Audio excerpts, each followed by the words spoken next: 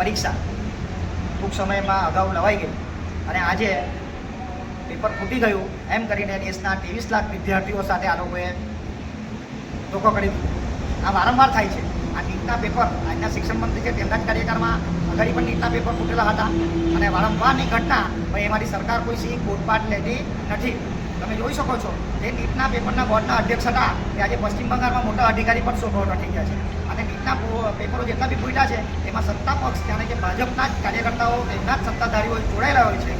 આ દેશના વિદ્યાર્થીઓ સાથે આ લોકો છેતરપિંડી કરીને લાખો વિદ્યાર્થીઓ છે આજે ભવિષ્ય માટે ચેડા કરી રહ્યા છે અને આ જ જો કરવાના હોય તો તમે આ નીટ નામની પરીક્ષા લઈને દેશના બાળકોનું ભવિષ્ય હું કામ બગાડો છો? એના કરતાં 12મીના બેઝ પર વધારી સિસ્ટમ હતી કે 12માના માર્કશીટ ઉપર વિદ્યાર્થીઓને એડમિશન મળી જતું હતું।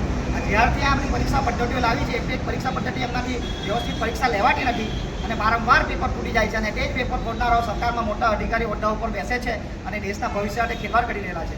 આથી ભારતીય રાષ્ટ્રીય કોંગ્રેસ આ મુદ્દે પાડી મામલતદારશ્રી મારફતે આવેદનપત્ર આપીને આપણે ઉચ્ચ સ્તરીય નીટના ડાયરેક્ટરશ્રી અને ગુજરાત રાજ્ય ઉચ્ચ શિક્ષણ વિભાગમાં રજૂઆત કરી છે। હવે આશા રાખીએ કે સરકાર અમારી બોધપાઠ લઈ આ દેશનું ભવિષ્ય છે, રાષ્ટ્રનું ભવિષ્ય છે, આવું નવું કરતા રહેશો તો આ દેશની શું હાલત થશે? અત્યારે બી તમે જોઈ શકો છો આ લાઈનો ચાલુ થઈ ગઈ છે, કંઈ ને કંઈ ઉપાધિમાં દેશ વારંવાર જાતે જાય છે। જવાબદારી નામનું તંત્ર નથી। જે મિનિસ્ટરના કાર્યકાળમાં જે આપણી ભૂલો થાય છે ને મિનિસ્ટરો રાજીનામું આપવા સુદ્ધા નથી।